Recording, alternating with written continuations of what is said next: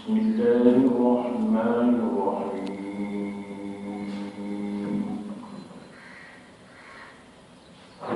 الحمد لله رب العالمين الرحمن الرحيم مالك يوم الدين إياك نعبد وإياك نستعين اهدنا الصراط المستقيم صراط الذين أنعمت عليهم غير المغضوب عليهم ولا الضالين.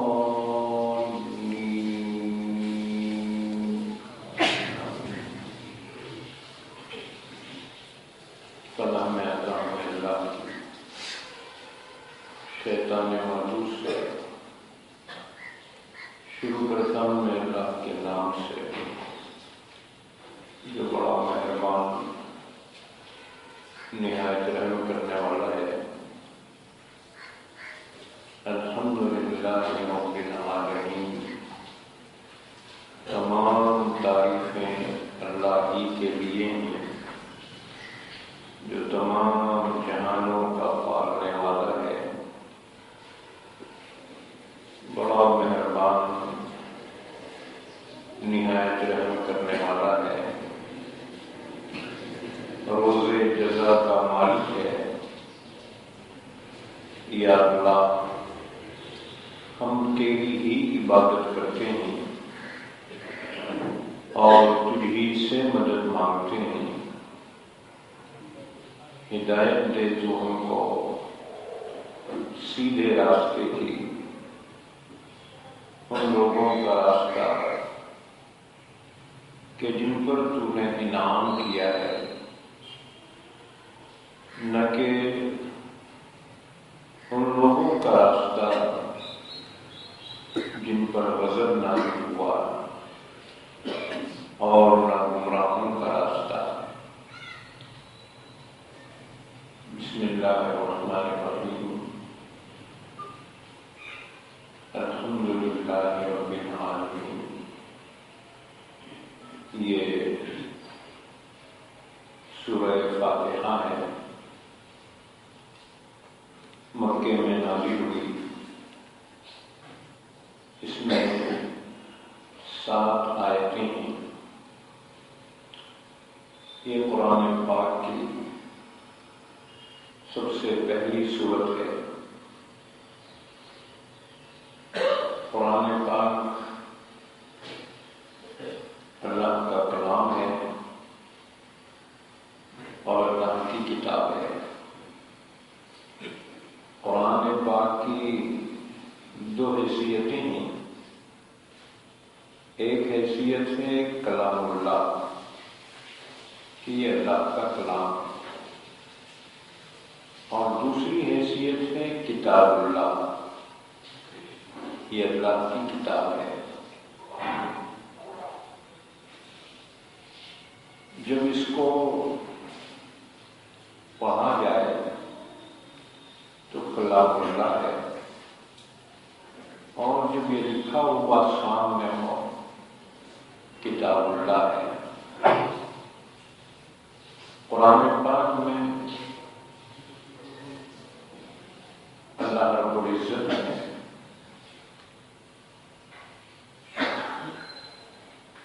114 سورتیں نازل فرمائی ہیں اور 540 رکوع ہیں. 6666 آیتیں ہیں. قرآن پاک کے مضامین کا خلاصہ یہ ہے کہ 6666 آیتیں، ان میں سے 1000 آیات امر ہیں جس میں احکامات بیان کیے گئے، اور 1000 آیات نہیں ہیں جس میں منع کیا گیا، اور 1000 آیات وعدہ ہیں جس میں وعدہ فرمایا گیا، اور 1000 آیات وعید ہیں جس میں عذاب کی وعیدیں بیان کی گئی ہیں، ڈرایا دھمکایا گیا ہے، اور 1000 آیات قصص ہیں، یعنی پچھلی امتوں کے عبرتناک واقعات بیان کیے گئے ہیں، اور 1000 آیات امثلہ ہیں جن میں مثالیں بیان کی گئی ہیں کہ مثالوں سے بات سمجھ میں آتی ہے۔ یہ کل آیات ہوئی 6000 آیتیں، 1000 آیات امر، 1000 آیات نہیں، 1000 آیات وعدہ، 1000 آیات وعید، 1000 آیات قصص، اور 1000 آیات امثلہ، اور 500 آیات حلت و حرمت جس میں حلال اور حرام کو بیان کیا گیا ہے، 500، اور 100 آیات دعا جس میں دعاؤں کا بیان ہے، وہ 100 آیتیں۔ اس طرح آیتیں ہوئی 6600 آیتیں، اور 66 آیتیں متفرقات ہیں، کیونکہ کریکٹ حساب لگانا بہت مشکل ہے۔ حضرات مفسرین و محققین نے جو کچھ تحقیقات اس سلسلے میں فرمائی ہیں، یقیناً امت پر ان کا بڑا احسان ہے کہ اگر کوئی قرآن کے مضامین کو مختصراً سمجھنا چاہے تو یہ خلاصہ انہوں نے پیش کروایا۔ یاد رکھو، یہ قرآن پاک وحی ہے، اللہ کا پیغام جو نبی کی جانب آتا ہے اس کو وحی کہا جاتا ہے، اور وحی 2 طرح کی ہے، ایک وحی مطلوع اور ایک وحی غیر مطلوع۔ مطلوع جس کی تلاوت کی جائے وہ وحی مطلوع قرآن پاک ہے، اللہ کا وہ کلام جس کی تلاوت کی جاتی ہے، اور وحی غیر مطلوع وہ احادیث قدسیہ ہیں کہ اللہ کے نبی صلی اللہ علیہ وسلم اللہ کا ارشاد نقل فرماتے ہیں، وہ حدیث قدسی اللہ ہی کا کلام ہوتا ہے، لیکن اس کی تلاوت باضابطہ نہیں کی جاتی، تو یہ قرآن اللہ کی وحی مطلوع ہے۔ اسی طرح سے قرآن پاک 23 سال میں نازل ہوا، تھوڑا تھوڑا کر کے نازل ہوا۔ اس سلسلے میں کہ قرآن پاک 23 سال میں نازل ہونے کی حکمت کیا ہے؟ حالانکہ پچھلی جتنی کتابیں نازل ہوئیں وہ ایک دم نازل ہوئی۔ حضرت موسیٰ علیہ السلام کو تورات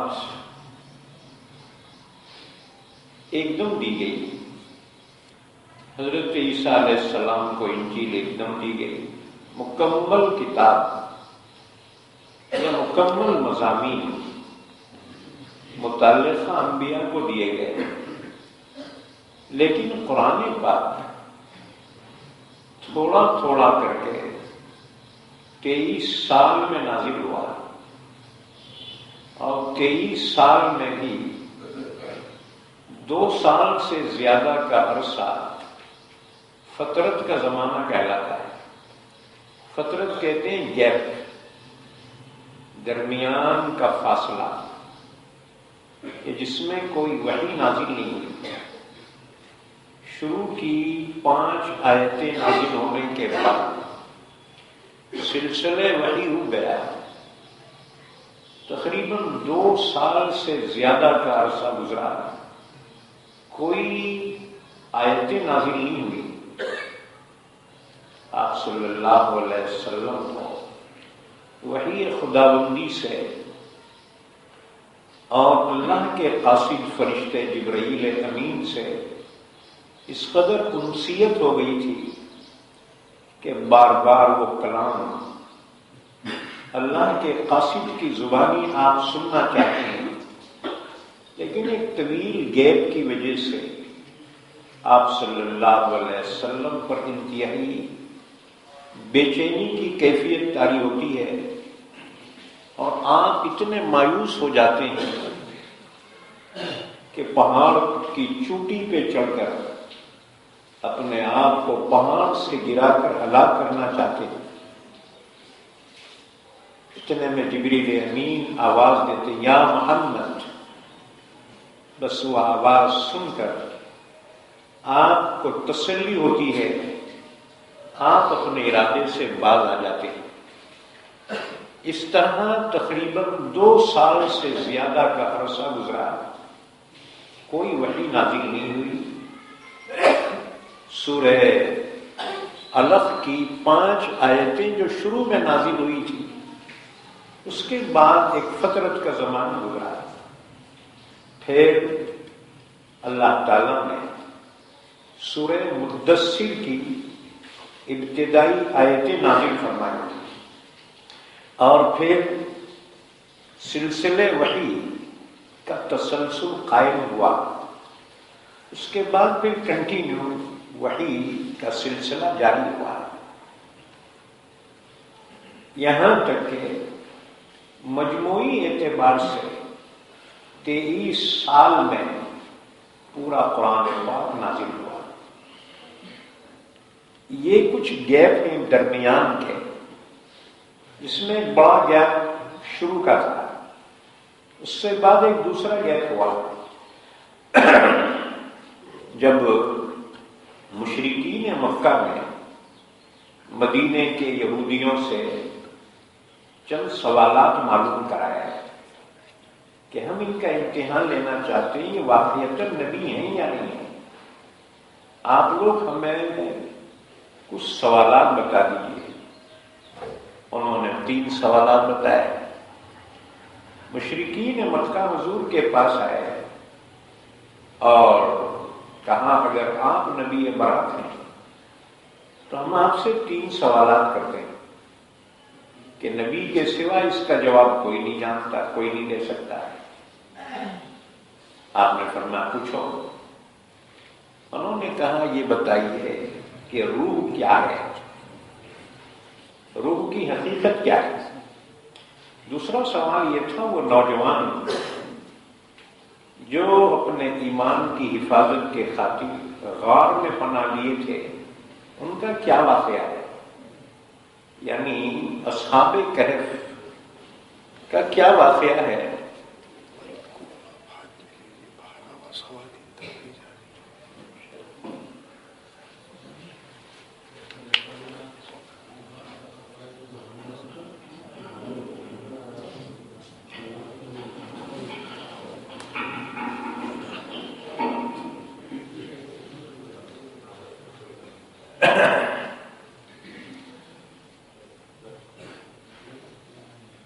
دوسرا سوال یہ تھا اصحاب کہف کے سلسلے میں کہ ان کا کیا واقعہ ہے، اور تیسرے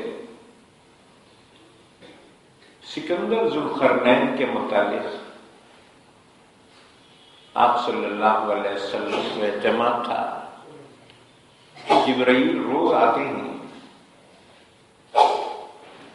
اسی اعتماد پر آپ نے ان سے کہا کہ میں ان سوالوں کا جواب کل دوں گا.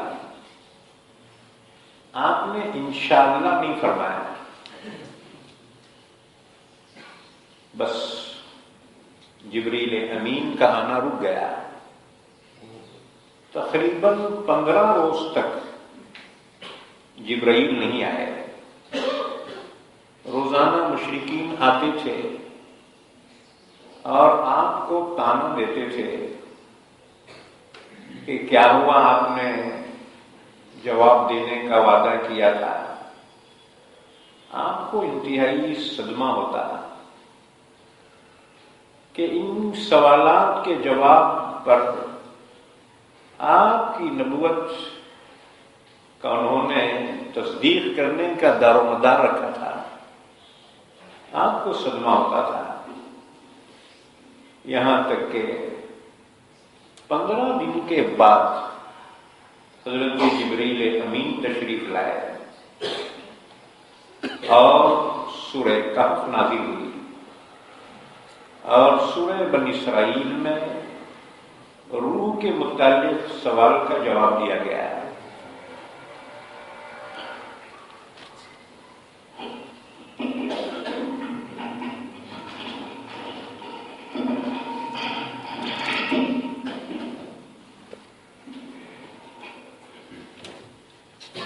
یہ تفسیر کے مجلسوں میں کبھی لوگاں ستاتے کبھی مائک ستاتا ہے.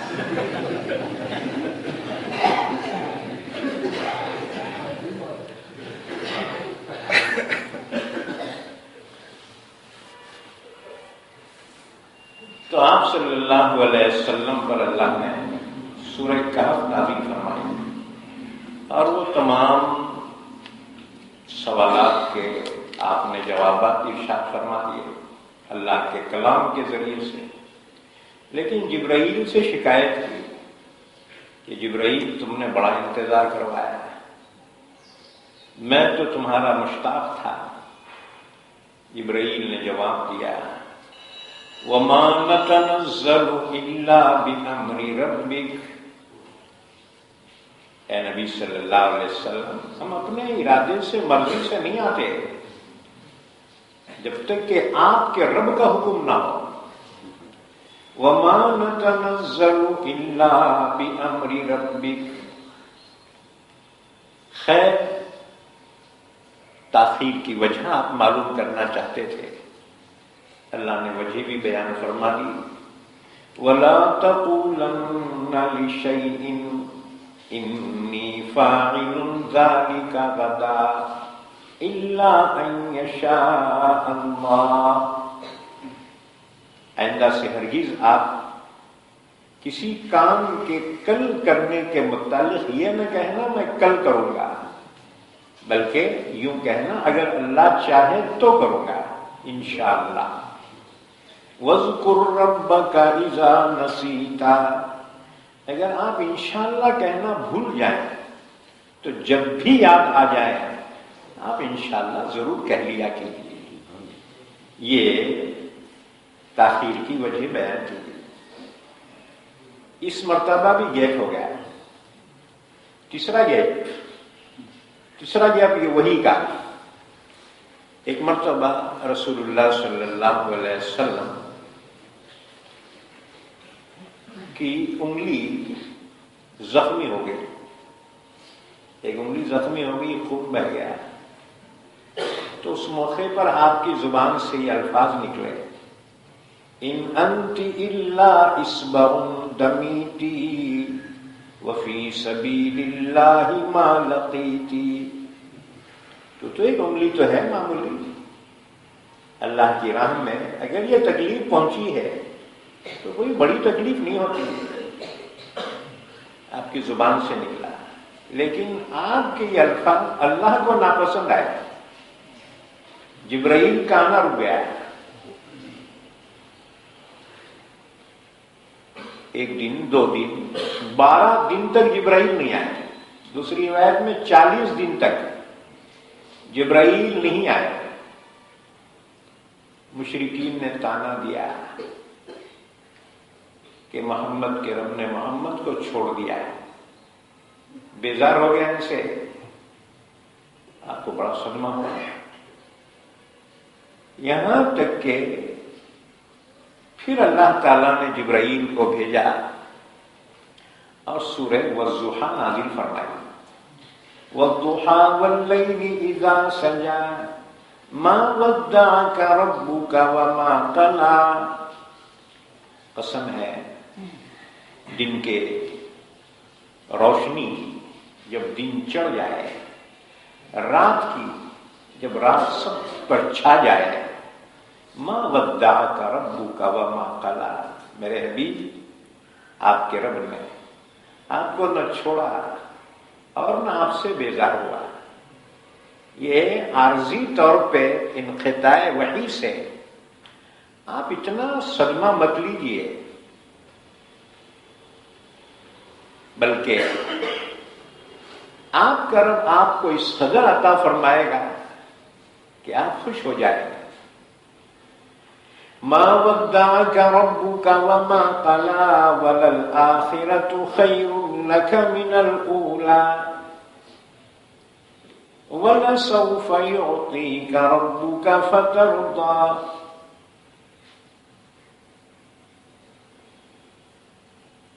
یہ تیسرا گیپ ہے. ایک اور گیپ پیش آیا. حضرت خولہ کی روایت ہے. حضرت خولہ حضور صلی اللہ علیہ وسلم کی خادمہ ہے. گھر میں صفائی وغیرہ کرتی تھی. فرماتی ہیں ایک مرتبہ حضرت جبریل امین گھر کے اندر تشریف نہیں لائے. رسول اللہ صلی اللہ علیہ وسلم نے محسوس کیا جبریل آ کے واپس چلے گئے ہیں. کیا بات پیش آئی؟ کیوں ناراض ہو گئے؟ کیا میرا رب تو مجھ سے ناراض نہیں ہوا؟ دوبارہ آئے، سلام کیا. آپ نے فرمایا اللہ کے رسول کا میں استقبال کرتا ہوں، اندر تشریف لاؤ. جبرائیل نے کہا میں اندر نہیں آ سکتا. آپ کو تعجب ہوا، آخر ہوا کیا؟ بہرحال جبرائیل کی واپسی کی وجہ سے حضور کو بڑا صدمہ ہوا. خادمہ سے فرمایا دیکھ کیا واقعہ پیش آیا ہے کہ جبرائیل اندر نہیں آتے ہیں. خولہ کہتی ہیں میں نے ارادہ کیا آج تو سارے گھر کو جھاڑو مار دوں گی، صفائی کر دوں گی، پتہ نہیں کوئی چیز اندر ہو کہ جبرائیل جس کی وجہ سے نہ رہے. کہتی ہیں جب میں صفائی کرنے لگی تو ایک کونے میں دیکھا ایک کتے کا بچہ مرا ہوا ہے. کسی طرح سے اندر گھسایا تھا وہ، اور ایک کونے میں پتہ ہی نہیں چلا. بہرحال میں نے صفائی کی اور اس کو باہر پھینک دیا. خوب اچھی طرح صفائی کی. فرماتی ہیں میں نے دیکھا کہ تھوڑی دیر میں اللہ کے نبی کی داڑھی مبارک تھر تھرانے لگی. جب وحی نازل ہوتی تھی، وحی کے نزول کے وقت آپ کی یہ کیفیت ہوتی تھی. اور پھر آپ صلی اللہ علیہ وسلم مسکراتے ہوئے ہوش میں آئے. اللہ تعالیٰ نے آپ پر پھر سے وحی کا سلسلہ جاری فرمایا. تو آپ نے جبرائیل سے پوچھا جبرائیل تم اندر کیوں نہیں آ رہے تھے؟ جبرائیل نے کہا کہ جہاں پر کتا ہو وہاں ہم نہیں داخل ہوتے، جہاں تصاویر ہوں وہاں ہم داخل نہیں ہوتے، جہاں بت ہو وہاں ہم داخل نہیں ہوتے. ہمارے گھر میں فوٹوਆਂ دیکھو، رحمت کے فرشتے کیسا ہی نہیں. یاد رکھو تصاویر سے اپنے گھروں کو پاک رکھو. بہرحال یہ 4 گیپ ہو گئے. باقی سلسلے وحی جاری رہا. 23 سال میں 23 23 سال میں پورا قرآن نازل ہوا۔ سوال یہ ہے کہ اور کتابیں اللہ کی تو ایک دم دی گئی، پھر قرآن پاک کو بتدریج تھوڑا تھوڑا کر کے نازل کرنے کی کیا حکمت ہے؟ وقال الذين كفروا لولا نزل عليه القرآن جملة واحدة، کافروں نے یہی اعتراض کیا، یہ قرآن ایک دم نازل کیوں نہیں ہوتا، کیوں نہیں نازل کیا گیا؟ اللہ نے جواب میں فرمایا كَذَلِكَ لِنُثَبِّتَ بِهِ فُؤَادَكَ وَرَتَّلْنَاهُ تَرْتِيلًا۔ اللہ کی یہی حکمت تھی، اللہ کا منشا یہی تھا، یہ قرآن آپ کے قلب میں ثابت اور پیوست ہو جائے، اس لیے تھوڑا تھوڑا کر کے نازل کیا گیا۔ یاد رکھو، قرآن پاک کے بتدریج تھوڑا تھوڑا کر کے 23 سال میں نازل ہونے کی وجوہات۔ پہلی وجہ، آپ امی تھے، یعنی آپ لکھنا پڑھنا نہیں جانتے تھے۔ ظاہر بات ہے اگر پورا قرآن ایک دم نازل ہوتا تو اس کا یاد کرنا بڑا مشکل ہو جاتا، دشوار ہو جاتا، اس لیے قرآن کو اللہ نے تھوڑا تھوڑا کر کے نازل فرمایا۔ دوسری حکمت یہ ہے کہ اگر پورا قرآن ایک دم نازل ہوتا تو تمام احکامات پر عمل کرنا فوری طور پہ لازم ہو جاتا، اور یہ اس حکمت کے خلاف ہوتا جو اللہ نے شریعت محمدیہ میں رکھی ہے، کہ شریعت محمدیہ کو اللہ نے آسان فرمایا ہے، لہذا تھوڑا تھوڑا کر کے قرآن نازل کیا گیا۔ تیسری حکمت یہ ہے، قرآن میں اکثر وہ آیتیں ہیں جو سوالات کے جوابات میں نازل ہوئی ہیں یا کسی واقعے کے پیش آنے پر نازل ہوئی ہیں، اس لیے ان آیتوں کا شان نزول ہوتا ہے، وہ سبب نزول، جس سبب سے وہ آیتیں نازل ہوئی ہوں۔ ظاہر بات ہے اگر ایک دم قرآن نازل ہوتا تو پھر وہ بات نہ ہوتی، اور جس وقت سوالات ہوئے اور واقعات پیش آئے، اس موقع پر جو قرآن کی آیتیں نازل ہوئی ہیں، اس کے ذریعے قرآن کا اعجاز، معجزہ ہونا اور نکھر کر آیا۔ آپ صلی اللہ علیہ وسلم کے صدق پر اور زیادہ روشن دلیل بن کر آیا۔ ظاہر بات ہے یہ حکمت ایک دم نازل ہونے میں نہیں ہوتی تھی۔ اور ایک حکمت قرآن پاک کے تھوڑا تھوڑا نازل کرنے میں ایک حکمت یہ تھی کہ آپ صلی اللہ علیہ وسلم کو مشرکین کی جانب سے آئے دن تکالیف پہنچائی جاتی تھی، جسمانی روحانی تکلیفیں۔ آپ صلی اللہ علیہ وسلم کو بڑی تکلیفیں پہنچائی جاتی تھی تو جبریل امین تشریف لاتے اور قرآن پاک کی آیتیں نازل ہوتی، جس سے آپ کو تسلی ہوتی تھی اور جس کی وجہ سے آپ کی ہمت میں اضافہ ہوتا تھا۔ ظاہر بات ہے اگر قرآن ایک دم نازل ہوتا تو یہ حکمت باقی نہ رہتی۔ بہت سی آیتیں قرآن پاک میں آپ کی تسلی کے لیے نازل ہوئی ہیں۔ مثلا جب مشرکین کو آپ نے بار بار توحید کی دعوت دی اور وہ انکار کرتے رہے، آپ کو بڑا صدمہ ہوتا تھا کہ میں ان کی خیر خواہی چاہتا ہوں اور یہ نہیں کہ میرے ساتھ برابر دعوت کیے جا رہے ہیں۔ اللہ تعالیٰ کو تسلی دینا پڑا، سواء علیہم اانذرتہم ام لم تنذرہم لا یؤمنون۔ چاہے آپ ان کو ڈرائیں یا نہ ڈرائیں، یہ تو اب ایمان نہیں لائے۔ یعنی ان کے ایمان نہ لانے پر آپ اپنے دل کو لگا نہ لیجئے، صدمہ مت لیجئے آپ۔ اسی طرح اللہ تعالیٰ نے اور تسلی دی کہ نبی صلی اللہ علیہ وسلم آپ ان کے ایمان نہ لانے کی وجہ سے کہیں اپنے آپ کو ہلاکت میں نہ ڈال دیں۔ فَلَعَلَّكَ بَاخِعٌ نَفْسَكَ عَلَىٰ آثَارِهِمْ إِن لَّمْ يُؤْمِنُوا بِهَٰذَا الْحَدِيثِ أَسَفًا، کہیں افسوس میں آپ اپنے آپ کو ہلاکت میں نہ ڈال دیں۔ جانے ان کے پیچھے کیوں پڑے، نہیں مانتے مت، آپ صدمہ مت لیجئے۔ اسی طرح قرآن کی ابتدا میں آپ صلی اللہ علیہ وسلم رات بھر کھڑے ہوئے نماز میں قرآن کی تلاوت فرما رہے تھے، آپ کے قدم مبارک ورم کر جاتے تھے۔ اللہ نے تسلی کے لیے آیتیں نازل فرمائی، طٰہَ مَا أَنزَلْنَا عَلَيْكَ الْقُرْآنَ لِتَشْقَىٰ، میرے حبیب ہم نے قرآن اس لیے تو نہیں اتارا آپ پر کہ آپ اتنے مشقت میں پڑ جائیں، یہ آپ کی تسلی کے لیے۔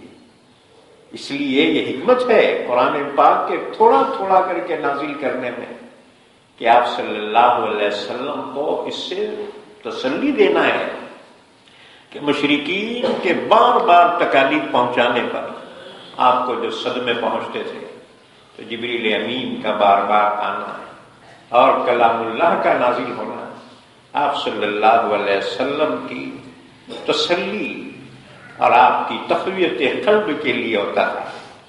یہ چند حکمتیں ہیں جو قرآن پاک کے بتدریج نازل ہونے کے سلسلے میں بیان کی گئی۔ بہرحال قرآن پاک کے سلسلے میں ابتدائی یہ چند باتیں ہم نے عرض کی، اس کے بعد سورہ فاتحہ کی تفسیر بیان کی جائے گی۔ بسم اللہ الرحمن الرحیم، یہ سورہ فاتحہ۔ سورت کو سورت کہنے کی کیا وجہ؟ سورت کے دو معنی آتے ہیں، ایک تو سورت کے معنی آتے ہیں منزل کے، چونکہ یہ قرآن کی منازل ہیں اس لیے ان کو قرآن کی سورتیں کہا جاتا ہے۔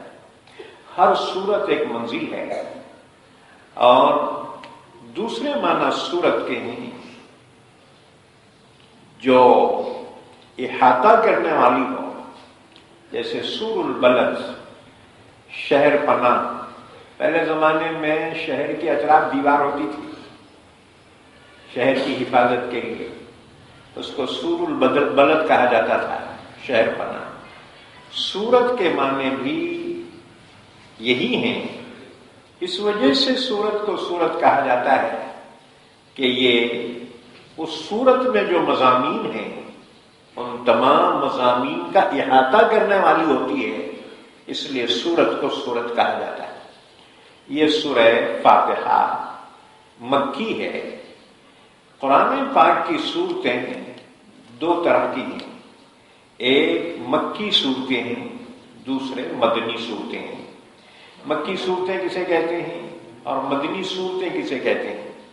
ایک قول یہ ہے کہ جو مکے میں نازل ہوئی ہیں وہ مکی ہیں، جو مدینے میں نازل ہوئی ہیں وہ مدنی ہیں۔ دوسرا قول یہ ہے جو مکہ اور اس کے اطراف میں نازل ہوئی ہیں وہ مکی ہیں، جو مدینہ اور اس کے اطراف میں نازل ہوئی ہیں وہ مدنی ہیں۔ تیسرا قول سب سے راجح اور بہترین یہ ہے کہ ہجرت سے پہلے جو نازل ہوئی ہیں وہ مکی ہیں، اور ہجرت کے بعد جو نازل ہوئی ہیں وہ مدنی ہیں۔ سورہ فاتحہ، سورہ فاتحہ مکی ہے۔ یاد رکھو، شروع کی 5 آیتیں نازل ہونے کے بعد سلسلے وحی رک گیا، اس کے بعد پھر سورہ مدثر کی ابتدائی آیتیں نازل ہوئی۔ مکمل سورہ مدثر نازل نہیں ہوئی، ابتدائی آیتیں نازل ہوئی۔ اس کے بعد سورہ مزمل کی ابتدائی آیتیں نازل ہوئی۔ اس کے بعد باضابطہ کوئی مکمل سورت جو نازل ہوئی ہے وہ سورہ فاتحہ. مکمل سورت سب سے پہلے جو نازل ہوئی وہ سورہ فاتحہ. سورہ فاتحہ تو سورہ فاتحہ کہنے کی وجہ یہ ہے، فاتحہ بولے تو وہ نہیں،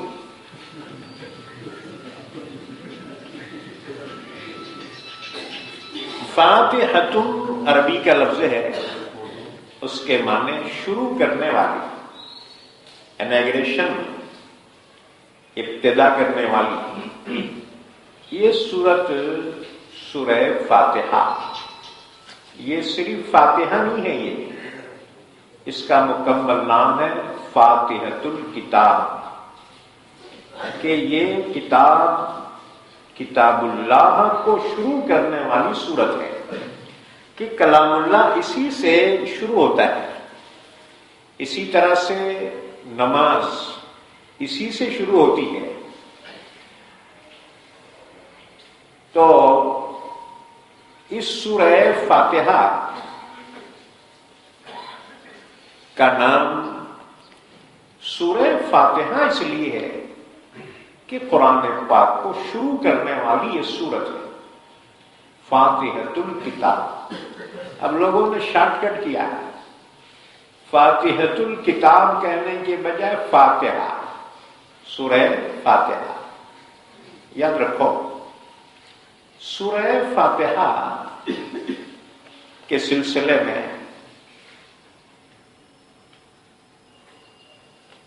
چند باتیں یہ ہیں.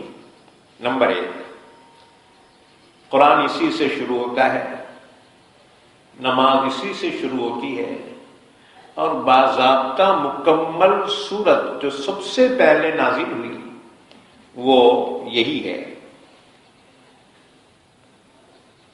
چوتھی بات یہ ہے کہ یہ حیثیت سے سورہ فاتحہ تمام قرآن پاک کا خلاصہ ہے، کہ قرآن پاک جس مقصد کے لیے نازل ہوا وہ مقصد کے اہم اصول سورہ فاتحہ میں بیان کیے گئے. اسی لیے سورہ فاتحہ کو ام الکتاب کہا جاتا ہے، کہ کتاب کی اصل جو مقصود قرآن ہے اس کے اصول سورہ فاتحہ میں بیان کیے گئے. قرآن کے مقاصد کا خلاصہ 2 چیزیں ہیں، ایک ایمان اور دوسرے اعمال صالحہ. اور ان دونوں کے اصولی مقاصد وہ سورہ فاتحہ میں بیان کیے گئے. اسی طرح سے سورہ فاتحہ کی فضیلت کے سلسلے میں یاد رکھو چند احادیث مبارکہ سورہ فاتحہ کی فضیلت کے سلسلے میں. حدیث نمبر 1 ترمذی کی روایت ہے. حضرت ابو ہریرہ رضی اللہ تعالیٰ عنہ فرماتے ہیں کہ رسول اللہ صلی اللہ علیہ وسلم نے ارشاد فرمایا کہ مجھے اس ذات کی قسم ہے جس کے قبضے میں میری جان ہے کہ سورہ فاتحہ جیسی کوئی سورت نازل نہیں ہوئی تورات میں اور انجیل میں اور زبور میں اور نہ قرآن میں اس کے علاوہ. یہ سبع مثانی ہے اور قرآن عظیم ہے. اس کو سبع مثانی اس لیے کہا جاتا ہے، سورہ فاتحہ کا ایک نام سبع مثانی.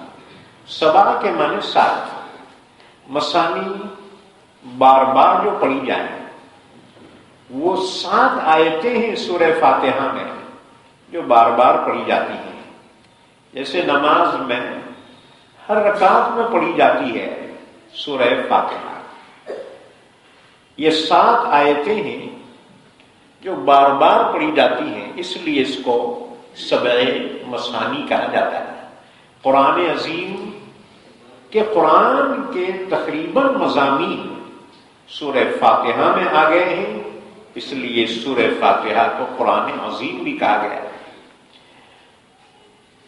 دوسری حدیث حضرت ابن عباس رضی اللہ تعالیٰ عنہ کی روایت ہے، فرماتے ہیں کہ ہم صحابہ کی ایک جماعت رسول اللہ صلی اللہ علیہ وسلم کی خدمت اقدس میں حاضر تھی۔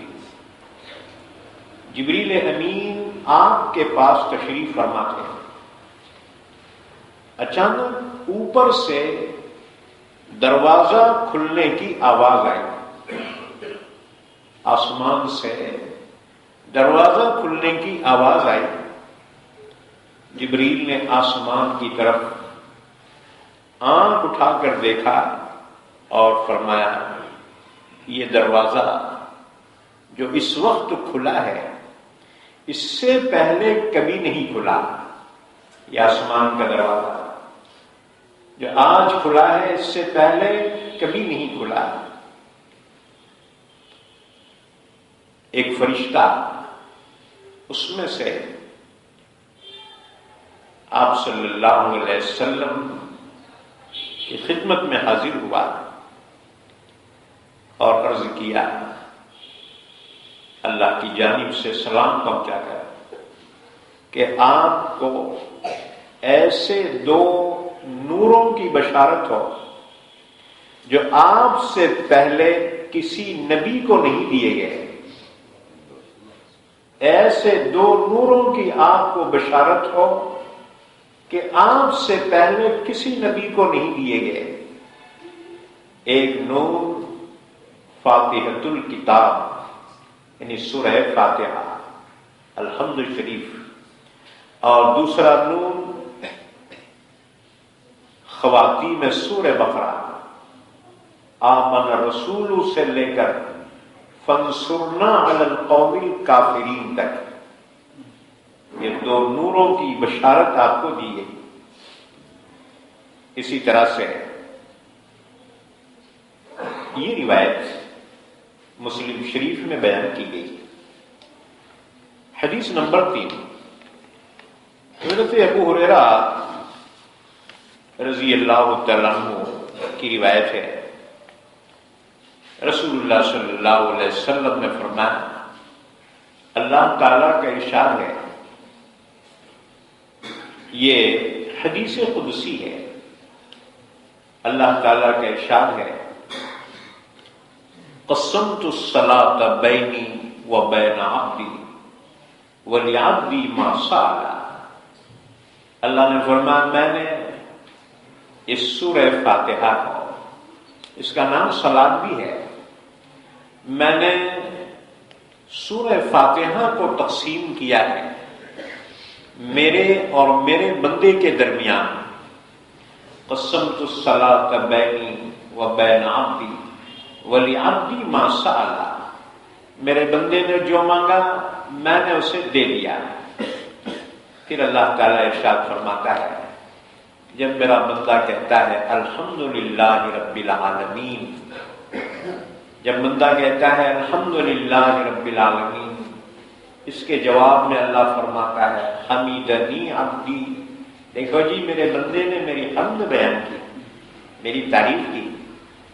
جب بندہ کہتا ہے الرحمن الرحیم، بڑا مہربان نہایت رحم کرنے والا ہے، اللہ فرماتا ہے جواب میں حسنا علی عبدی، دیکھو میرے بندے نے میری ثنا بیان کی۔ جب بندہ کہتا ہے مالک یوم الدین، کہ وہ روز جزا کا مالک ہے، اللہ فرماتا ہے مجدنی عبدی، میرے بندے نے میری تمجید، میری بزرگی بیان کی۔ اس کے بعد جب بندہ کہتا ہے ایاک نعبد و ایاک نستعین، یا اللہ ہم تیری ہی عبادت کرتے ہیں اور تجھ ہی سے مدد مانگتے ہیں۔ اللہ فرماتا ہے ھذا بینی و بین عبدی، یہ آیت میں دو جملے ہیں، ایک میرے لیے ہے، ایک میرے بندے کے لیے۔ کیا مانے کہ بندے کا کام ہے میری عبادت کرنا اور میرا کام ہے بندے کی مدد کرنا، کہ بندے میری عبادت کریں تو میں بندے کی مدد کروں گا۔ کہ ھذا بینی و بین عبدی، یہ آیت آدھی میرے لیے ہے اور آدھی میرے بندے کے لیے۔ اس کے بعد جب بندہ کہتا ہے اہدنا الصراط المستقیم، یا اللہ ہمیں سیدھا راستہ بتا، صراط الذین انعمت علیہم، ان لوگوں کا راستہ جن پر تو نے انعام کیا، تیرے منعم علیہم بندے کون سے؟ من النبیین والصدیقین والشہداء والصالحین، انبیاء، صدیقین، شہداء، صالحین، یہ ہیں جن پر اللہ نے انعام کیا۔ وَمَن يُطِعِ اللَّهَ وَالرَّسُولَ فَأُولَٰئِكَ مَعَ الَّذِينَ أَنْعَمَ اللَّهُ عَلَيْهِمْ مِنَ النَّبِيِّينَ وَالصِّدِّيقِينَ وَالشُّهَدَاءِ وَالصَّالِحِينَ، یہ اللہ ان کے راستے پہ چلا جن پر تم انعام کیا، غیر المغضوب علیہم ولا الضالین، جن پر تیرا غضب نازل ہوا، یہودی اور گمراہوں کا یعنی عیسائی، اللہ ان کے راستے میں مت چلا۔ اسی طرح گمراہوں میں مشرکین بھی آ گئے، کفار، مشرکین، جتنے بھی ادیان باطل کے رکھنے والے ہیں وہ سب ضالین میں آ گئے، اللہ ان کے راستے میں مت چلا۔ جب بندہ یہ کہتا ہے اللہ فرماتا ہے ہؤلاء لعبدی ولعبدی ما سأل، یہ سب درخواست میرے بندے کی ہے، میرے بندے نے جو مانگا میں نے دے دیا۔ اللہ نے قبولیت کا وعدہ بھی فرمایا، اسی لیے سورہ فاتحہ کے اخیر میں جبریل امین نے حضور سے فرمایا آپ آمین کہیے، آپ نے فرمایا آمین، آمین کے معنی افعل، اے سچ کر، یعنی جو مانگے کہ اللہ وہی ہمیں عطا فرمانا، تو اللہ تعالیٰ اس کی دعا کو قبول فرماتا ہے۔ یاد رکھو حدیث مبارکہ میں ہے، ابو ہریرہ رضی اللہ تعالیٰ عنہ راوی ہے، رسول اللہ صلی اللہ علیہ وسلم نے فرمایا جب امام والضالین کہے اور آمین کہے تو تم بھی آمین کہو، اس لیے کہ فرشتے بھی آمین کہتے ہیں، اور جس کی آمین فرشتوں کی آمین کے موافق پڑ جائے اللہ اس کے پچھلے تمام گناہوں کو بخش دیتا ہے، بشارت ہے۔ تو سورہ فاتحہ، بسم اللہ الرحمن الرحیم۔ سورہ فاتحہ کی فضیلت بیان کی جا رہی تھی، یہ حدیث نمبر 3 ہم نے بیان کی، حدیث قدسی۔ حدیث نمبر 4 عبد الملک بن عمیر سے مرسلن روایت ہے، نبی کریم صلی اللہ علیہ وسلم نے ارشاد فرمایا فاتحۃ الکتاب ہر مرض کے لیے شفا ہے۔ سورہ فاتحہ کو اسی لیے سورہ شفا بھی کہا جاتا ہے، شافیہ، کافیہ، وافیہ، یہ سورہ فاتحہ کے نام ہیں۔ حدیث نمبر 5 جابر بن عبداللہ رضی اللہ تعالیٰ عنہ کی روایت ہے، رسول اللہ صلی اللہ علیہ وسلم نے ارشاد فرمایا جابر میں تجھے بہترین سورت جو قرآن میں نازل ہوئی ہے بتاؤں؟ جابر کہتے ہیں میں نے عرض کیا یا رسول اللہ ضرور ارشاد فرمایا۔ آپ نے فرمایا وہ فاتحۃ الکتاب ہے، اور فرماتے میرا خیال ہے رسول اللہ صلی اللہ علیہ وسلم نے فرمایا وہ ہر مرض کے لیے شفا ہے۔ اسی طرح سے حدیث نمبر 6 حضرت جابر رضی اللہ تعالیٰ عنہ کی روایت ہے کہ فاتحۃ الکتاب سوائے موت کے ہر مرض کی دوا۔ حدیث نمبر 7 سعید بن المعلّہ کی روایت ہے کہ قرآن پاک کی سب سے بڑی سورت باعتبار ثواب و قدر کے الحمدللہ رب العالمین ہے۔ یہ حدیث بخاری شریف کی ہے۔ حدیث نمبر 8 حاکم نے اور بیہقی نے حضرت ابن عباس رضی اللہ تعالیٰ عنہ کی روایت بیان کی ہے کہ فاتحۃ الکتاب قرآن کے 2/3 کے برابر ہے۔ 2/3 قرآن یعنی 20 پارے پڑھنا اور سورہ فاتحہ پڑھنا برابر ہے۔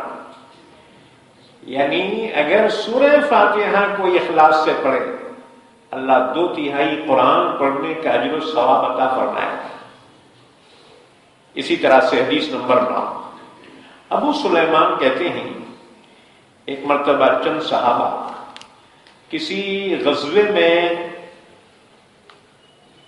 شرکت کے لیے سفر میں جاتے ہوئے ان کا گزر ایک مرغی والے پر ہوا۔ پھیپڑا تو دیکھو، پانی دیکھا، انگار دیکھا تو کیسا گیج کر کے انہیں بے ہوش ہو جاتا ہے۔ مرغی تو صحابہ کا گزر ایک مرغی والے پر ہوا، پڑا ہوا ہے بے ہوش۔ کسی نے سورہ فاتحہ پڑھ کر اس کے کان میں پھونک دیا، وہ اچھا ہو گیا۔ حضور صلی اللہ علیہ وسلم کو خبر ہوئی اس واقعے کی، تو آپ نے فرمایا کیوں نہیں، وہ ام القرآن ہے، سورہ فاتحہ ام القرآن ہے اور ہر مرض کی دوا ہے۔ حدیث نمبر 10 ابو سعید خدری رضی اللہ تعالیٰ عنہ کی روایت ہے نبی کریم صلی اللہ علیہ وسلم نے ارشاد فرمایا کہ سورہ فاتحہ زہر تک کی دوا ہے، لیکن یقین ہونا، یاد رکھو، یقین نہیں رہا تو مر جاتا۔ یہ جو ہے یہاں کے موقع پر خالد ابن ولید گشت کر رہے ہیں، ایک شخص کو مشتبہ حالت میں دیکھا، اسے گرفتار کروایا اور اس سے پوچھا تو کیا کر رہا تھا، کئی کے واسطے آیا تھا، دشمن کا آدمی تھا۔ انہوں نے بولا تمہارے سے دن میں تو جیت نہیں سک رہے ہو، تو ہمارے یہاں مشورہ یہ ہوا رات میں یہ زہر کی شیشی ہے، یہ بہت سخت ہے زہر، یہ زہر جہاں تم پانی پیتے ہو نا اس میں ڈالنے کے واسطے میرے کو بھیجا گیا ہے، رات میں ڈال دے تو تم خود بخود مرتے، لڑنے کی ضرورت ہی نہیں ہے۔ خالد نے فرمایا کیا یہ زہر میں اتنی طاقت ہے؟ اس نے کہا ہاں بہت جرنل ہے یہ۔ اچھا، آپ نے وہ شیشی لی، ڈھکن کھولا، اللہ کا نام لیا، پی لیا اور انتظار کر رہا آپ مریں گے، جب میں مرتے کیا ہے، مگر یقین ویسا ہونا، خالد جیسا یقین ہو تو ہمت کرو، تو جنگیں کرنے کو ہوگا دوسرا۔ بہرحال رسول اللہ صلی اللہ علیہ وسلم نے فرمایا کہ سورہ فاتحہ فاتحۃ الکتاب میں زہر تک کی دوا ہے۔ اسی طرح سے ابو سعید خدری رضی اللہ تعالیٰ عنہ کی روایت ہے، فرماتے ہیں ہم سفر میں ہیں، چلتے چلتے ایک بستی پر ہم اترے ہیں، تو ایک لونڈی آئی بستی سے، اس نے کہا اس قبیلے کے سردار کو سانپ نے ڈس لیا ہے، تم میں کوئی ہے منتر جاننے والا، یعنی سانپ کا منتر اتارنے کا۔ ابو سعید خدری فرماتے ہیں ہم میں سے ایک شخص کھڑا ہو گیا، اس کے ساتھ گیا اور اس سردار پر سورہ فاتحہ پڑھ کے پھونک ماری، وہ سردار اچھا ہو گیا، اللہ نے اسے شفا دے دی۔ بہرحال ہم لوگ جب واپس ہوئے رسول اللہ صلی اللہ علیہ وسلم سے یہ قصہ ذکر کیا، آپ صلی اللہ علیہ وسلم نے اس شخص سے دریافت کیا کہ تجھ کو کیسا معلوم کہ اس میں یہ اثر ہے؟ بے شک سورہ فاتحہ میں شفا ہے۔ یہ حدیث ابو سعید خدری کی بخاری شریف میں بیان کی گئی۔ اسی طرح سے حضرت سعید بن یزید کہتے ہیں نبی کریم صلی اللہ علیہ وسلم نے سورہ فاتحہ پڑھ کر مجھ پر دم فرمایا، پھونکا، اور آفات اور بلا سے محفوظ رہنے کے لیے یہ سورت پڑھ کر میرے منہ میں لعاب دہن ڈال دیا ہے، یعنی حضور صلی اللہ علیہ وسلم کا لعاب مبارک سورہ فاتحہ پڑھ کر آپ نے ڈالا۔ اسی طرح سے اور بھی فضائل سورہ فاتحہ کے بیان کیے گئے۔ سامنے گھڑی صحیح ہے کہ بند ہے؟ وہ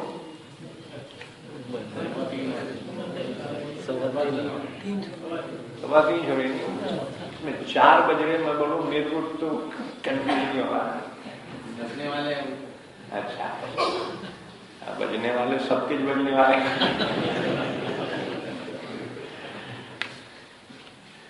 سورہ فاتحہ کی فضیلت کے سلسلے میں 13 حدیثیں بیان کی گئی ہیں۔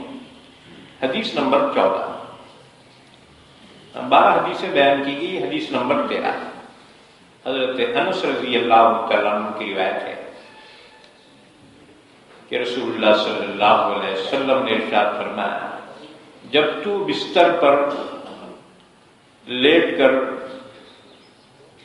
سونے کا ارادہ کرے تو سورہ فاتحہ اور قل هو اللہ احد پڑھے گا تو موت کے سوا ہر چیز سے محفوظ اور بے خوف رہے گا۔ اسی طرح سے اور بھی احادیث مبارکہ ہیں۔ بہرحال سورہ فاتحہ بسم اللہ الرحمن الرحیم، یہ قرآن پاک کی آیت ہے، قرآن پاک کا جز ہے۔ حضرت امام شافعی رحمۃ اللہ علیہ فرماتے ہیں بسم اللہ الرحمن الرحیم سورہ فاتحہ کا جز ہے اور مستقل آیت ہے۔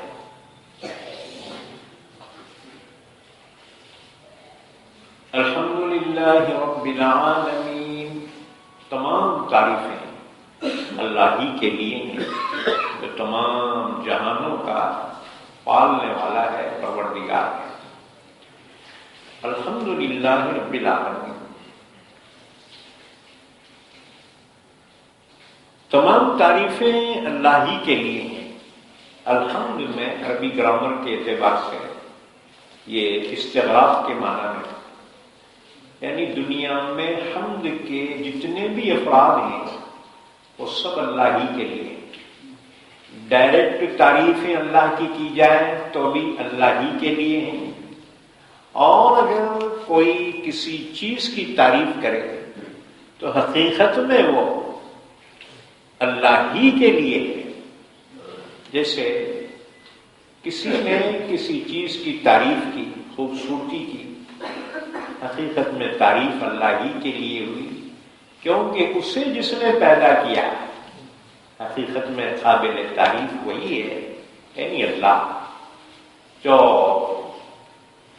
بلا واسطہ ہو یا بال واسطہ ہو، تمام تعریفیں اللہ ہی کے لیے ہیں۔ یاد رکھو کسی کی تعریف جو ہوتی ہے تو کسی نعمت پر ہوتی ہے۔ جیسے آپ نے کسی دوست کو چائے پلایا، دوست آپ کی تعریف کیا میاں واقعی میں دوستی کے قابل ہے، آج میں نے کچھ چائے پلایا۔ نعمت پر انسان تعریف کرتا ہے، احسان پہ انسان تعریف کرتا ہے، شکر ادا کرتا ہے. یہاں پر اللہ کی تعریف بیان کی گئی لیکن وہ نعمتیں بیان نہیں کی، ان نعمتوں کا تذکرہ نہیں فرمایا کہ تعریف اللہ کے لیے ہے، لیکن کون سی نعمتوں پر ان نعمتوں کا ذکر نہیں آیا. اس کی وجہ یہ ہے ایک نعمت ہو تو بیان کرے. اللہ کی نعمتیں تو بے شمار ہیں، اس قدر ہیں اگر گننا چاہو تو گن نہ سکو گے. وَآتَاكُم مِّن كُلِّ مَا سَأَلْتُمُوهُ وَإِن تَعُدُّوا نِعْمَةَ اللَّهِ لَا تُحْصُوهَا. اللہ کی نعمتیں ہیں جو تم مانگتے ہو اللہ دیتا ہی رہتا ہے، لیکن بن مانگے جو اللہ نے تمہیں نعمتیں عطا کی ہیں وہ اس قدر ہیں اگر تم گننا چاہو تو گن نہیں سکو گے. صحت و تندرستی، اہل و عیال، مال و منال، حسن و جمال، سب اللہ کی نعمتیں. اسی طرح سے اقتدار، عہدے اور یہ تجارتیں، زراعتیں، یہ تمام اللہ کی نعمتیں. کون سی نعمت کو گنو گے؟ اور اللہ نے فرمایا کون سی نعمتوں کا انکار کرو گے. فَبِأَيِّ آلَاءِ رَبِّكُمَا تُكَذِّبَانِ. انسانوں، جناتوں، اللہ نے اس قدر نعمتوں سے تم کو نوازا ہے، کون سی نعمتوں کا انکار کرو گے. یاد رکھو یہ تمام عالم کی نعمتیں تو نعمتیں ہیں، خود انسان اپنے اندر غور کرے، اپنے وجود میں اللہ کی بے شمار انعامات کو پائے گا. اسی لیے محققین نے ابدان میں لکھا ہے ایک انسان کے جسم میں تقریباً 5000 اللہ کی حکمتیں اور مصلحتیں، ایک چیز، ایک جوڑ جو اللہ نے عطا فرمایا ہے اور اس میں جو صلاحیتیں رکھی ہیں، اگر ایک پرزہ بھی بگڑ جائے تو اس کی درستی پر لاکھوں خرچ آئے اور پھر بھی اوریجنل شکل میں نہ آئے. یاد رکھو. اور اس میں ایک صاحب کا حیدرآباد میں آپریشن ہوا، پورے پیٹ پھاڑ دی ان کی.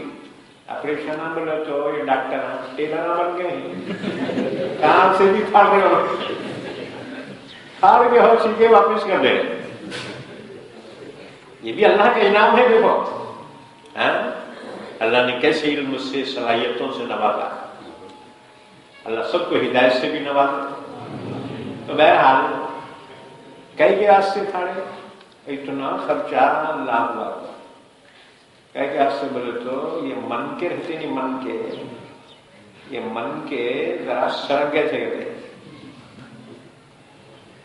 کہ من کے صحیح رہے نا تو یہ نیچے کا اوپر کا جینٹ صحیح رہتا ہے، اور یہ من کے جو ہے کچھ خراب ہو گئے کہ نیچے کا اوپر کا جینٹ نہیں رہتا، چل ہی نہیں سکتے آپ، کھڑے نہیں ہو سکتے. حالانکہ من کے باریکی رہتے ہوں گے نا، اس لیے من کا بولتے اس کو، دن کا بولتے بڑا رہتے. معمولی پرزہ کتنی اہمیت رکھتا ہے انسان کے بدن میں کہ اس کے ذرا سے فالٹ پر لاکھوں روپئے خرچ کر کے رسک لینا پڑتا ہے. اللہ تعالیٰ نے بن مانگے وہ نعمت عطا فرمائے، اس پر کتنی تعریف کریں اتنا کم ہے. الحمدللہ رب العالمین. دیکھو یہ آنکھ ہے، دیکھو پوری دنیا کا نظارہ کر رہی ہے، کسی کو سہارے کی ضرورت نہیں ہوتی آنکھ والوں کو. لیکن یہ آنکھ میں ذرا فالٹ ہو جائے اور روشنی اس کی چلی جائے، اندازہ لگاؤ یہ پرزہ حالانکہ چھوٹا ہے لیکن کتنا اہم ہے. اس روشنی کے لیے کتنا خرچ کرنا پڑے گا تب جا کر بھی اوریجنل روشنی نہیں آ سکتی. اللہ کی نعمتیں دیکھو، 5000 حکمتیں اور مصلیحتیں ہیں ایک انسان کے بدن کے اندر، 360 جوڑ ہیں، فولڈنگ، جہاں جوڑ ہے نا ہر جگہ بندھے ہوئے ہیں، کہاں سے بھی کھولنا چاہے وہاں سے کھول سکتے، دوسرے میں کوئی فرق نہیں ہوتا۔ اللہ کی نعمت ہے یہ فولڈ ہونا۔ اگر فولڈنگ نہیں ہوتی تھی کھڑے ہوئے، آپ کھانے کا ہے لیٹ کے کھانا پڑتا تھا، ارے وہ صاحب ایسا کیوں کر رہے تھے، کیا کرنا نہیں، ہمارے فولڈنگ اور جین کا کام نہیں کر رہے۔ احسان مالک کا جیسا چاہے فولڈ کرنا، کھڑے ہوا ہو سکتا، بیٹھنا ہے بیٹھ سکتا، ضرورت کے لیے ہر چیز کے لیے اللہ کا شکر۔ اس قدر نعمتیں اللہ نے عطا فرمائی ہیں، کون سی نعمت کا تذکرہ کرنا ہے، اس لیے مطلقاً رکھا، الحمدللہ رب العالمین، تمام تعریفیں اللہ ہی کے لیے جو تمام جہانوں کا پالنے والا ہے، پروردگار ہے، الحمدللہ۔ تو نعمتیں بے شمار ہیں، اس لیے کسی خاص نعمت کا ذکر نہیں فرمایا، مطلق رکھا، للہ، تمام تعریفیں اللہ ہی کے لیے۔ ایک دعویٰ ہے یہ، تمام تعریفیں اللہ ہی کے لیے ہیں، ایک دعویٰ ہے، اس کی دلیل فوری آگے بیان کی، رب العالمین، اس لیے کہ وہ تمام جہانوں کا پالنے والا ہے، روزی رساں ہے، راحت رساں ہے، تمام مخلوقات کی ضرورتوں کو جانتا ہے، عطا فرمائی ہے، مزید عطا فرماتا ہے، اور بندے کی تمام ضرورتوں کو وہ پورا کرنے میں کسی چیز کا پابند نہیں ہے، جیسے حکومتیں پابند ہوتی ہیں، یہ بجٹ دینا پڑے گا، یہ پانی پہنچانا ہی پڑے گا، کیوں؟ اس لیے کہ ہم منتخب کیے ہیں نا، تو وعدہ کرے تھے چلو یہ انتظام کرو، وہ روڑا صاف کرو، نالا صاف کرو، تو وعدہ کرے تھے نا، چلو یہ کرو، کرنا پڑتا ان کو۔ لیکن اللہ جو بندوں کی ضرورتوں کو پورا کرتا ہے، اللہ پہ کوئی پریشر نہیں لا سکتا، بلکہ یہ اس کی رحمت کا تقاضا ہوا، الرحمن الرحیم، بڑا مہربان ہے، نہایت رحم کرنے والا ہے، اس کے ذمے کوئی چیز نہیں ہے، بلکہ محض اس کی شفقت اور رحمت کا تقاضا ہوا کہ اس نے کائنات کو پیدا کیا اور کائنات کی ضرورتوں کو وہ عطا فرماتا ہے، یہ محض اس کی رحمت اور شفقت کے تقاضے کی وجہ سے، ورنہ اس کے ذمے کوئی چیز نہیں ہے، اللہ کسی چیز کا پابند نہیں ہے۔ کوئی بندہ یہ نہیں کہہ سکتا کہ تو جو ہے میری روزی کا انتظام کیوں نہیں کرتا، اس کی مرضی۔ کوئی یہ عبادت گزار دعویٰ نہیں کر سکتا میں تیری عبادت کرا تو میرے کو جنت میں داخل کرنا ہی پڑے گا، اس کی مرضی ہے۔ یغفر لمن یشاء ویعذب من یشاء، جس کو چاہے معاف کرے، جس کو چاہے پکڑ کرے، اللہ تعالیٰ کے اختیار میں ہے، اللہ تعالیٰ مجبور نہیں ہے۔ یہ فرق محسوس ہوا کہ دنیا میں لوگ اللہ کے علاوہ جن کی پرستش کرتے ہیں ان میں یہ صفات نہیں ہے، وہ خود محتاج ہیں، اٹھائے تو اٹھتے، نہیں اٹھائے تو اس لیے مارنا پڑتا، ٹن ٹن اٹھ رہے بھائی میں آیا دیکھ، کتنے دینا دینا اس کو ہے نہیں ہے، مجبور ہے وہ۔ لیکن اللہ مجبور نہیں ہے، اللہ مختار ہے، با اختیار بادشاہ ہے، کسی چیز کا محتاج نہیں ہے، اور باقی تمام جن کی پرستش اللہ کے سوا کی جاتی ہے وہ سب محتاج ہے۔ ایسا پروردگار عبادت کے لائق ہے، اور وہی قابل حمد و ثنا ہے، تعریف اسی کے لیے بنا ہے۔ الحمدللہ رب العالمین، رب ربوبیت سے بنا، پالنے والا، تربیت کرنے والا، کسی چیز کو درجہ بدرجہ حد کمال تک پہنچانے والا، اسے رب کہا جاتا ہے۔ اور یہ شان صرف اللہ کی ہے۔ اور باقی لوگ جو جسے مربی کہتے ہیں، یہ مربی خود رب کا محتاج ہے کہ رب نے اس کی تربیت فرمائی، اس قابل بنایا، اب انہیں معلم بنا، انہیں مربی بنا، دوسروں کی تربیت فرما رہا ہے، اب انہیں مرشد بنا، انہیں جو ہے تربیت کر رہا ہے۔ حالانکہ حقیقت میں تربیت کرنے والا وہ اللہ ہے، اس لیے رب کہلانے کے قابل صرف اللہ ہے۔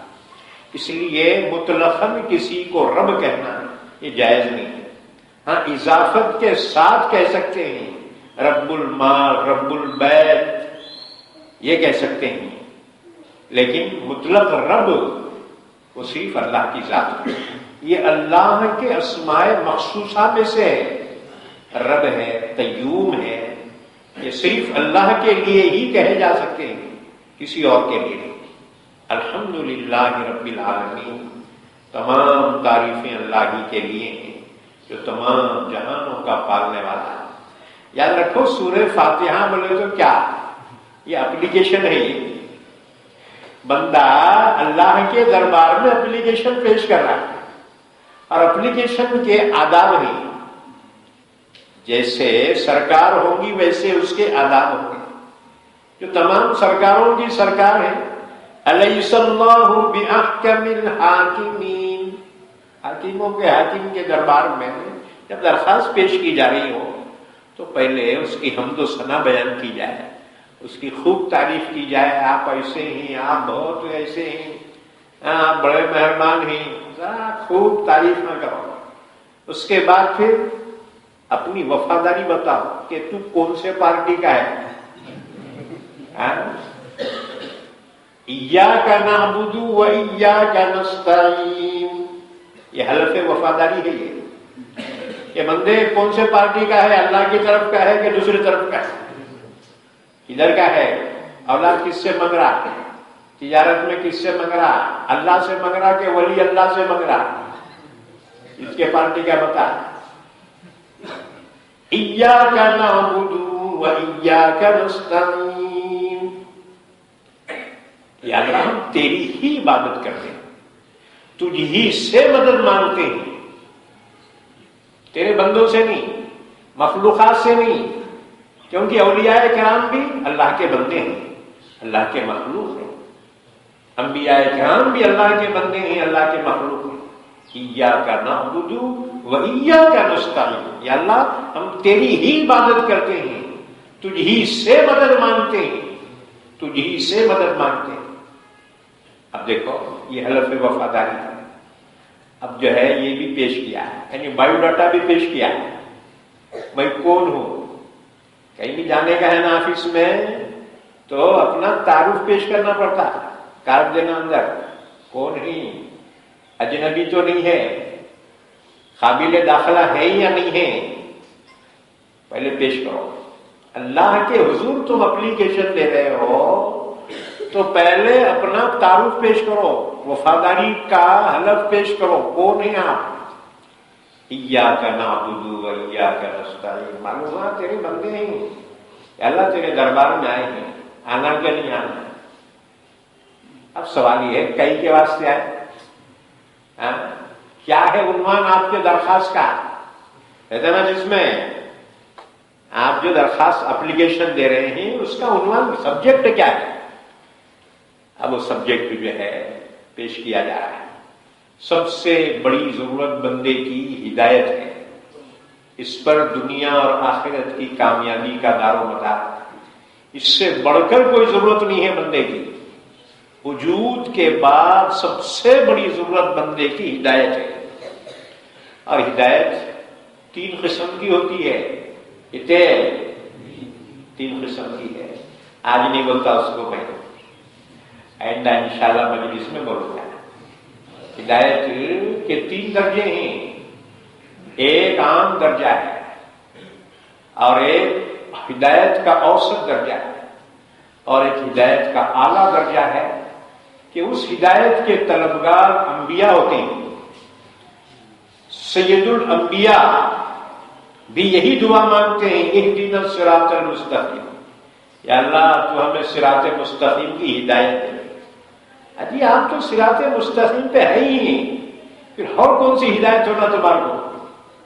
اب یہاں کے ہمارے بھائیاں کنفیوژن میں ڈالتے، دیکھو یہ لوگ یہاں کیسا ترجمہ کر رہے ہیں. ارے دیوانوں، ہدایت کے ایک ہی معنی نہیں ہے، یہ ہدایت کا اعلیٰ مقام ہے. یہ وہ اعلیٰ مقام کے طلبگار انبیاء کرام خود ہوتے ہیں. ہدایت یاب نہیں وہ، اس کے باوجود اس ہدایت کے طلبگار ہوتے ہیں. کہ رسول اللہ صلی اللہ علیہ وسلم کی نماز میں یہ سورہ فاتحہ یہ پڑھتے تھے اور اس میں یہی دعا تھی اہدنا الصراط المستقیم، یا اللہ ہمیں صراط مستقیم کی ہدایت دے، ہدایت عطا فرما. تو ہدایت کا وہ کون سا اعلیٰ درجہ ہوگا کہ جہاں پر امام الانبیاء والمرسلین بھی اس کے طلبگار بنے. اللہ اکبر. تو وہ ہدایت کے درجات انشاءاللہ آئندہ بیان کیے جائیں گے. یہ آج پہلی مجلس ہے ہماری. کیوں جی؟ قرآن سمجھ میں آ رہا نہیں آ رہا؟ نہیں سمجھ میں آیا تو آئندہ بتاؤ، سمجھ میں آیا تو ضرور آئیں گے انشاءاللہ. اللہ تعالیٰ مجھے بھی آپ کو سب کو توفیق عطا فرمائے. ایک بات سن لو، الحمدللہ رب العالمین. اب یہ اپلیکیشن ہے، درخواست بندے کی جانب سے. تو پہلی 3 آیتوں میں اللہ کی حمد و ثنا بیان کی، چوتھی آیت میں اپنی وفاداری کا حلف اور وفاداری کا اظہار کیا گیا، اور 5ویں آیت میں اللہ سے ہدایت کی اصل درخواست کی گئی، اور 6ٹھی آیت میں وہ شخصیات جو ہدایت پر چلے ہیں ان شخصیات کی عملی ہدایت طلب کی گئی. اس لیے کہ جب تک نمونے موجود نہ ہو عمل کرنا مشکل ہے. اس لیے 2 چیزیں ہدایت کے لیے آئی، ایک کتاب اللہ اور دوسرے رجال اللہ. کتاب اللہ کے لیے رجال اللہ ضروری ہے. کتاب پڑھ رہے ہیں، عمل کیسا کرنا، عملی تربیت بھی ضروری ہے. قرآن نے کہا اقیموا الصلاۃ، نماز کا اہتمام کرو. کیسا پڑھنا، نماز بولے تو ہو جاتی، عملی اعتبار سے کیسا نمونہ اللہ نے اپنے حبیب کو بھیجا ہے، آپ پڑھ کے بتاؤ. اقیموا الصلاۃ پر عمل کر کے بتاؤ. آپ نے عمل کیا ہے اور فرمایا صلو کما رأیتمونی اصلی. دیکھو جی میرے کو نماز پڑھتے جیسا دیکھے نا، ایسی نماز پڑھو. یہ عملی، یہ ہے رجال اللہ. کتاب اللہ کے سمجھنے کے لیے رجال اللہ ضروری ہے. کتاب اللہ پر عمل کرنے کے لیے نمونہ رجال اللہ ہے، یاد رکھو. اور رجال اللہ کیا ہے؟ اس کی پہچان کتاب اللہ ہی سے ہے کہ رجال اللہ وہی ہے جو کتاب اللہ پر عمل پیرا ہو. اب جو قرآن چھوڑ کے جو ہے بزرگی کرتے پھر رہے، کہیں کا بزرگ مٹھی کا. قرآن چھوڑ کے بھی کوئی بزرگ ہوا ہے، قرآن چھوڑ کے بھی کوئی دین ہوا ہے، یاد رکھو. تو رجال اللہ کے لیے شرط ہے کتاب اللہ پر عمل پیرا ہونا، اور کتاب اللہ پر عمل کے لیے شرط ہے رجال اللہ کو نمونے عمل بنانا. یہ دونوں ضروری ہے. اسی لیے فرمایا صراط الذین انعمت علیہم. یہ ہے شخصیات رجال اللہ کا تذکرہ. ہمارا قرآن کافی ہے. ارے دیوانے تو قرآن کو سمجھا چ نہیں. یاد رکھو رجال اللہ کے بغیر کتاب اللہ کو نہیں سمجھ سکتے. اچھا. تو الحمدللہ رب العالمین، تمام تعریفیں اللہ ہی کے لیے ہیں جو تمام جہانوں کا پالنے والا ہے. تمام جہانوں میں تو ایسے کتنے جہان ہیں. ابو سعید خدری فرماتے ہیں 40,000 عالم ہیں. جیسے ایک عالم یہ ہے دنیا، عالم دنیا مشرق سے مغرب تک، یہ عالم دنیا کہلاتا ہے. ایسے 40,000 ہیں. تو بولے کہ ہم آپ کو نہیں دکھ رہے. تمہارا دکھنا ضروری نہیں ہے. تمہاری روح نہیں دکھتی، تمہاری عقل نہیں دکھتی کیا عقل؟ لیکن تسلیم تو ہے نا جی.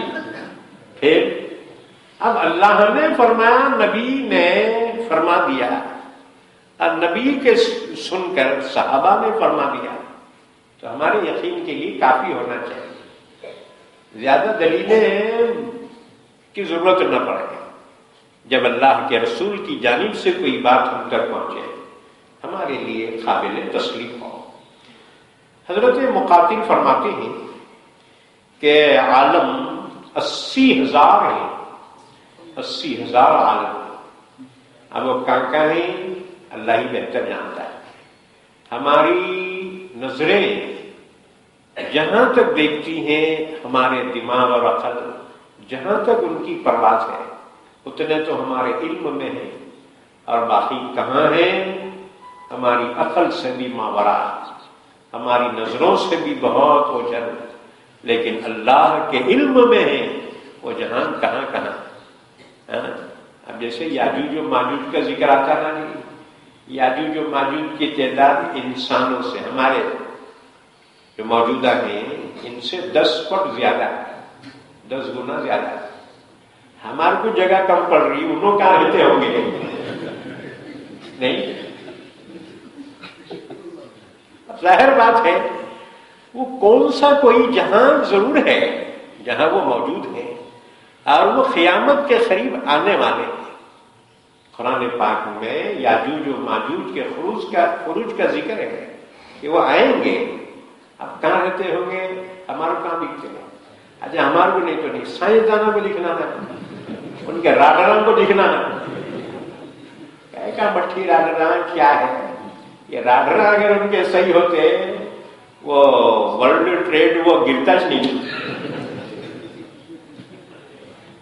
یاد رکھو اللہ جب تک نہ چاہے بندہ کسی چیز پر واقف نہیں ہو سکتا، اس لیے تمام علم اللہ ہی کے حوالے ہے.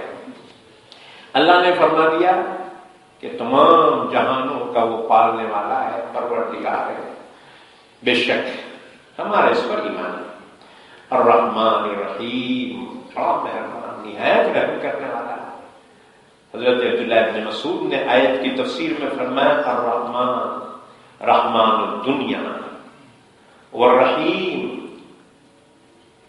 رحیم الآخرہ، کہ رحمان کے معنی بھی مہربان کے ہیں، رحیم کے معنی مہربان، لیکن رحمان کا ظہور دنیا میں ہے اور رحیم کا ظہور آخرت میں ہوگا.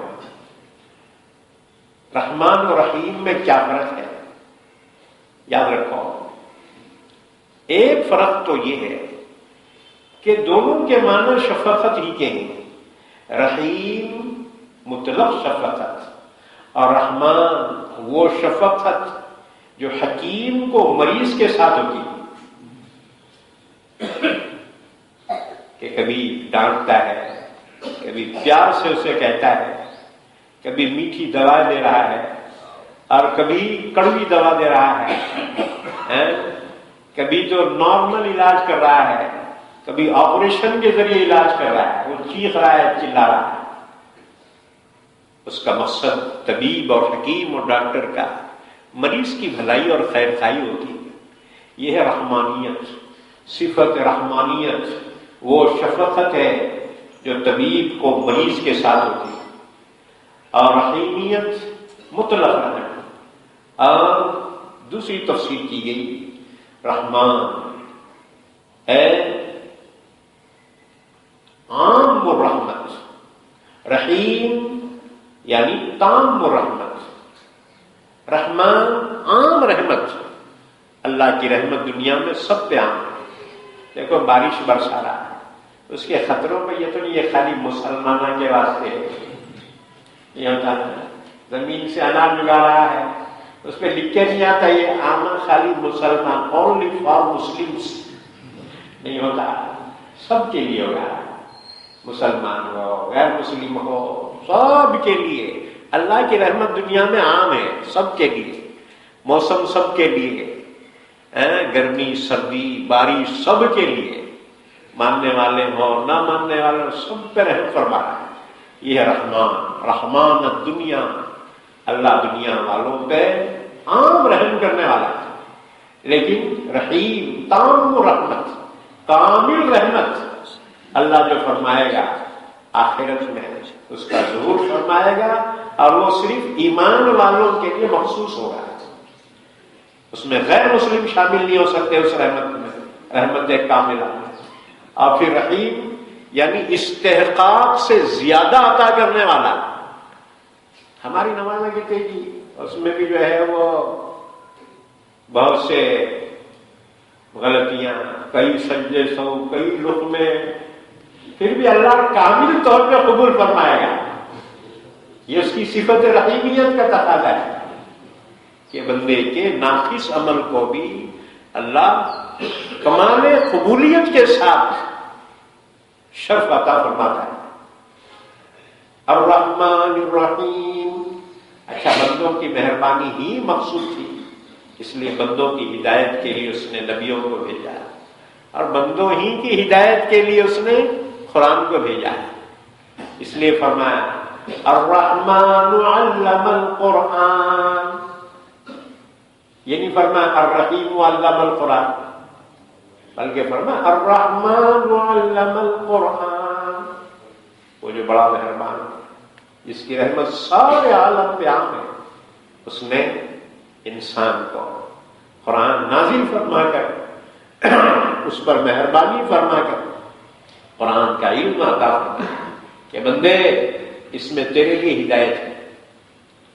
اس کی مہربانی دنیا میں عام تھی, اس لیے بندوں کی خیر خواہی کے لیے مہربانی کے طور سے اس نے قرآن نازل فرمایا. اس لیے وہاں تمام صفات میں سے الرحمن صفت کو اختیار فرمانا کہ قرآن پاک جو ہدایت ہے یہ نازل کرنے کا تقاضا کیوں ہوا؟ اس لیے کہ وہ رحمان تھا, اس کی رحمت عام تھی سارے بندوں کے لیے. الرحمن علم القرآن. اچھا, الرحمن الرحیم, بڑا مہربان نہایت رحم کرنے والا. مالک یوم الدین, روز جزا کا مالک ہے. روز جزا کیا ہے, مالک کیا ہے, اور اس کا مفہوم کیا ہے, اور آگے اور بھی جو مضامین ہیں, عبادت کیا ہے, استعانت کیا ہے, اور یہ کس کے لیے خاص ہے. اس سلسلے کی انشاءاللہ مزید تفصیلات ہر مہینے کے پہلے سنڈے کے ظہر کے بعد تفسیر کی مجلس میں ہوا کرے گی. جیسے اعلان ہوا مولانا کا بیان ہوگا, ارے یہ بیان نہیں ہے بھائی, یہ قرآن کی تفسیر ہے. یہ بات سمجھ میں, بیان میں کدھر بھی بھاگ سکتے, اس میں پابند رہتے نہیں. یہاں تو پابندی کے ساتھ باضابطہ اللہ کے نبی صلی اللہ علیہ وسلم آپ کے صحابہ کے حوالے کے ساتھ اللہ کے کلام کو پیش کرنا, اسی کا نام تفسیر ہے. اور کیا ہے تفسیر بدل تو کھولنے کے معنی ہے. مسافر گزرتا نہیں جی, ہر چیز اس کے منظر اس کے سامنے آتے رہتے, گزرے تو منظر سامنے آتے, گھر میں بیٹھا تو کہاں سے منظرہ دکھتا. بہرحال اللہ کے کلام کی اہمیت کو جانا. آج ہم نے ارادہ کیا تھا سورہ فاتحہ مکمل کرنا. کہاں سے مکمل ہوتا ہے, وقت مکمل ہو گیا, ہو گیا وقت نہیں ہوا. 47 ہو رہے نا. بہرحال آج پہلا دن ہے, اس لیے ذرا جلدی چھٹی کرتے, آئندہ صحیح گھڑی سامنے لگا.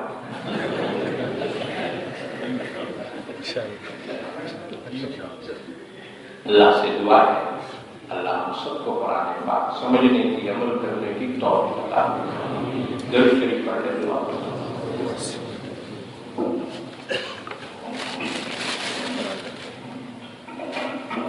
جزاکم اللہ خیر الجزا۔ حضرات سامعین کرام، حضرت مولانا سید مصطفیٰ صاحب بظاہر دامت برکاتہ نے آج پہلے دن میں ہم کو جو چاشنی دی ہے اس سے الحمدللہ ہر ایک کے دل میں یہ داعیہ پیدا ہوا کہ ہمیں قرآن کریم کا سمجھنا ضروری ہے، لیکن اس کے لیے جو حضرت والا نے ارشاد فرمایا کہ کتاب اللہ کو سمجھنے کے لیے رجال اللہ کی ضرورت ہے۔